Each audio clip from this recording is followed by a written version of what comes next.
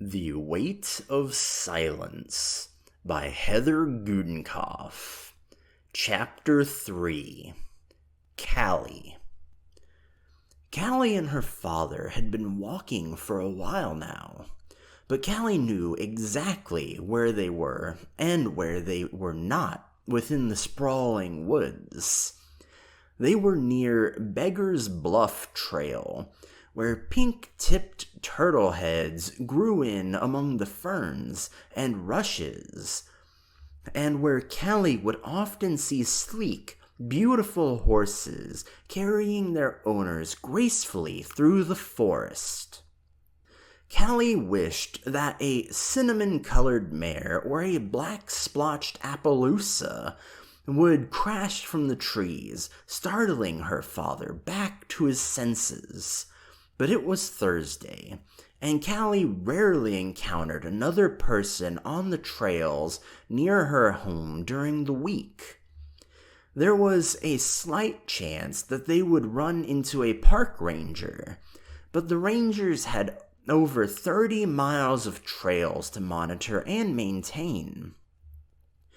Calli knew she was on her own, and she resigned herself to begin dragging through the forest with her father. They were nowhere near Deputy Sheriff Lewis's home. Calli could not decide whether this was a good thing or not. Bad, because her father showed no indication of giving up his search, and Calli's bare feet were scratched from being pulled across rocky, uneven paths.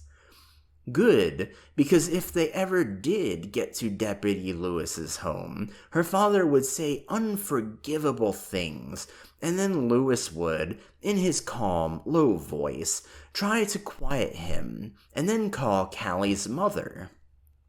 His wife would be standing in the doorway behind him, her arms crossed, her eyes darting furtively around to see who was watching the spectacle. Her father did not look well. His face was white, the color of bloodroots, the delicate early spring flower that her mother showed to her on the walks through the woods. His coppery hair, the color of the red sap from its broken roots. Periodically stumbling over an exposed root, he continued to clutch Calli's arm, all the time muttering under his breath. Calli was biding her time, waiting for the perfect moment to bolt, to run back home to her mother. They were approaching a clearing named Willow Wallow, arranged in a perfect half-moon. Adjacent to the creek was an arc of 7 weeping willows. It was said that the 7 willows were brought to the area by a French settler, a friend of Napoleon Bonaparte's, the willows a gift from the great general, the wispy trees being his favorites.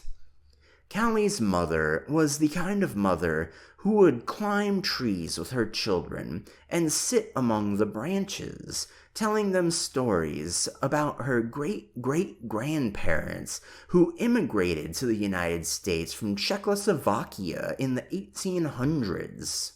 She would pack the 3 of them a lunch of peanut butter fluff sandwiches and apples, and they would walk down the Willow Creek.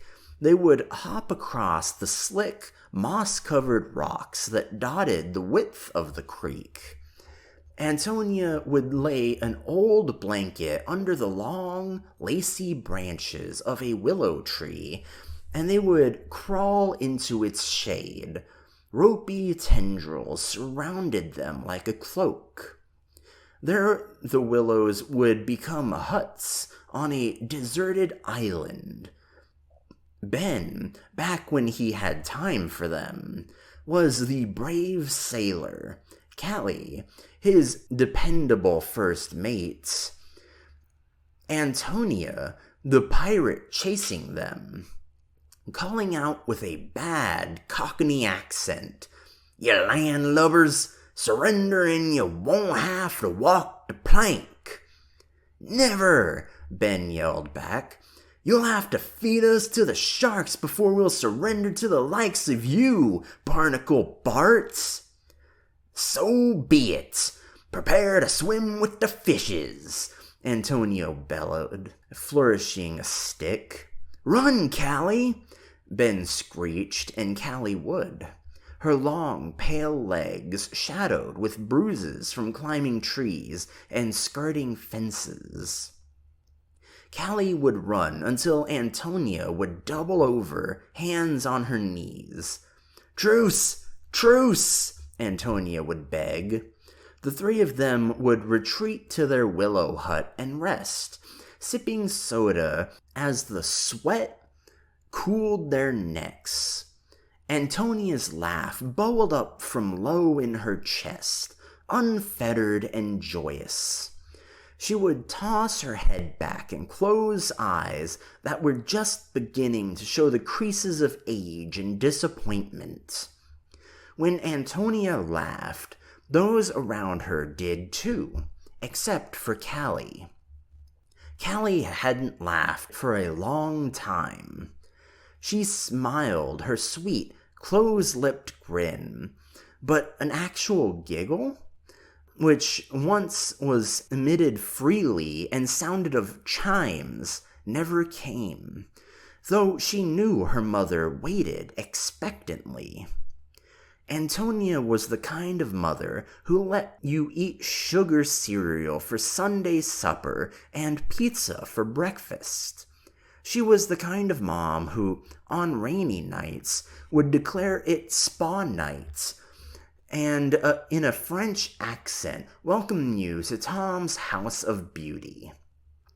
She would fill the old clawfoot bathtub full of warm, lilac-scented bubbles, and then, after rubbing you dry with an oversized white towel, would paint your toenails wicked red, or mousse and gel your hair until it stood at attention in 3-inch spikes.